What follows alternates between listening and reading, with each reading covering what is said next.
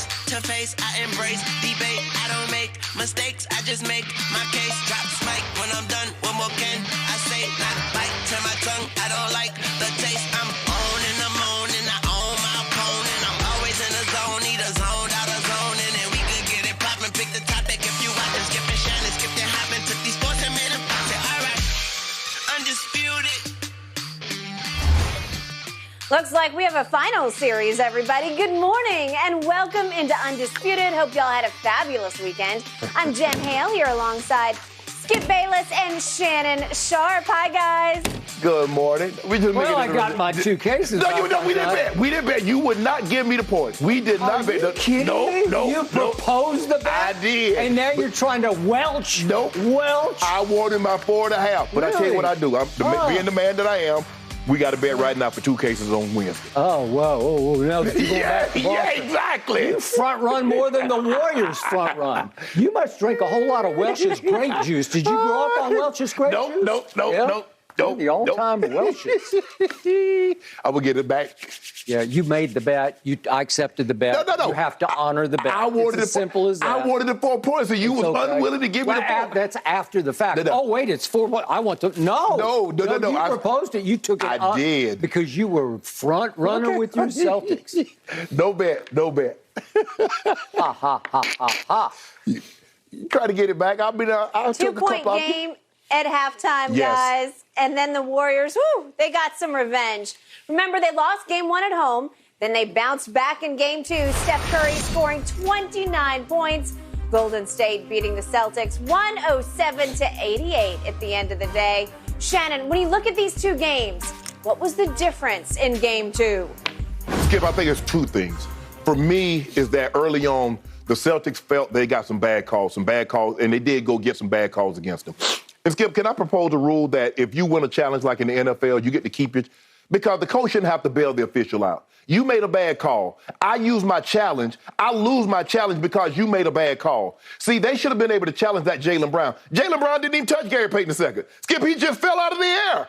And they called a foul on him, so it's 2 fouls, and so they have to take him out of the ball game. But the biggest thing, the number one issue, Skip, was the turnovers. If you go back and look at Boston's in the playoffs this year. In Game 1 loss against the Bucks, 18 turnovers. Game 3 loss against the Heat, 24 turnovers. Game 6 loss against the Heat, 18 turnovers. Last night, 18 turnovers.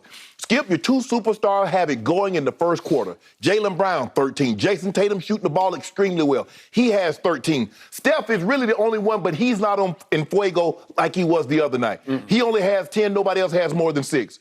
And even after all of that, guess what? You find yourself down 1 point going after the first quarter because why? You turned the ball over 7 times, which led to 13 points. So what should have been a 10 or 12-point lead, you find yourself down. Okay, you go into the half, you play a little better in the second quarter, but you go down, you're only 2 points down. You come out in the third quarter, you pick right up where you left off in the first quarter. Turn the ball over 5 times, lead to 11 points, they blow the game wide open. Steph Curry goes crazy because why? If you look at the Warriors when they get their Spurs, what happened? Celtics turned the ball over.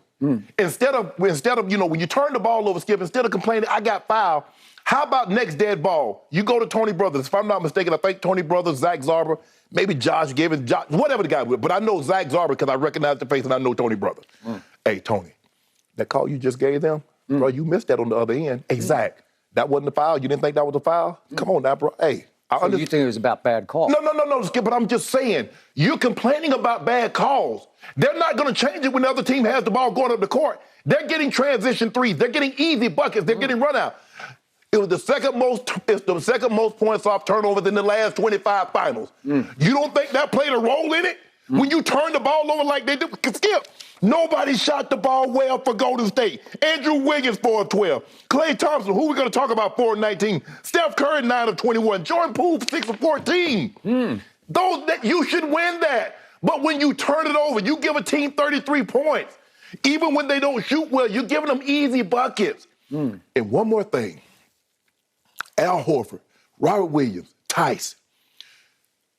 When the Warriors sit that high pick beyond the 3-point line, unless it's Giannis or LeBron James that's looking to get ahead of steam, you better show.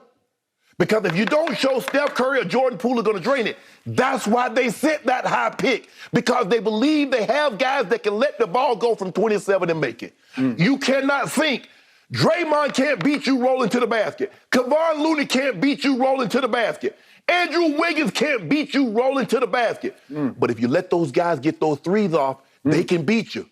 And that's what happened, Skip. It was they got flustered because they got some bad calls and didn't feel they got the calls on the other end. And then they turned the ball over at an extremely high rate. Those two things, I believe, directly led to them losing this ball game. They did to them what the Celtics did to them in the fourth quarter in game one. Boom, they blew it open. You turn the ball over, you make some threes, and there you go. I mean, when you have the same amount of made threes as made twos, Skip, and you only have 30 made field goals, you're probably going to get blown out. They got blown out.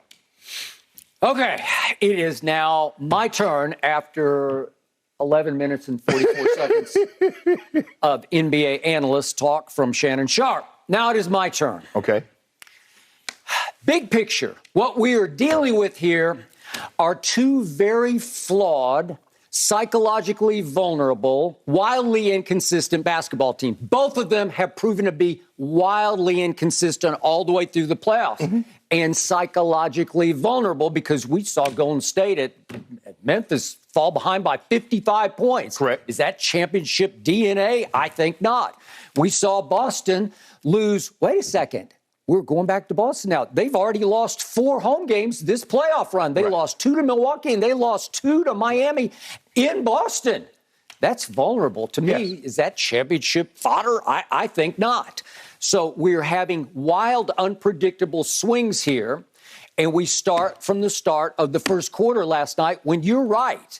Not only did your 2 young stars for Boston, I'm very skeptical about superstar attached to Jason Tatum's name, because you've already all been attached. He's got a seat at the table. He does. What table? The children's table? No. No, seriously. Seriously, I want to know the children's table. He got a chair with his name on it. Superstar. And he gets a little hat to wear. I don't know. He can't be at the grown folk table yet? Not yet, because I'm sorry, I'm not seeing it. But both of them flashed star power in the first quarter, because it is kaboom, kaboom. At Golden State, where they're up 1-0, they throw 13 and 13 at the Warriors in the first quarter.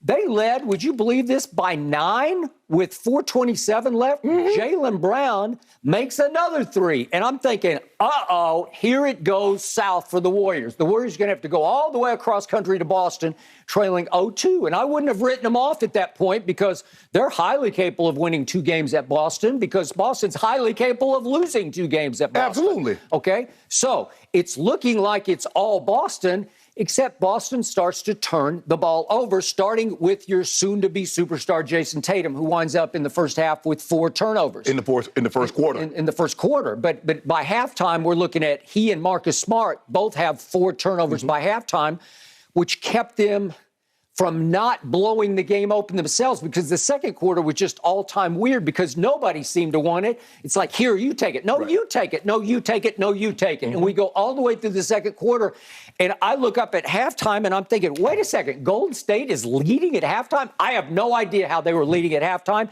because they did not deserve to be leading, because it felt like they got dominated in the first half, and they led at halftime, almost inexplicably. It was the flip of game one.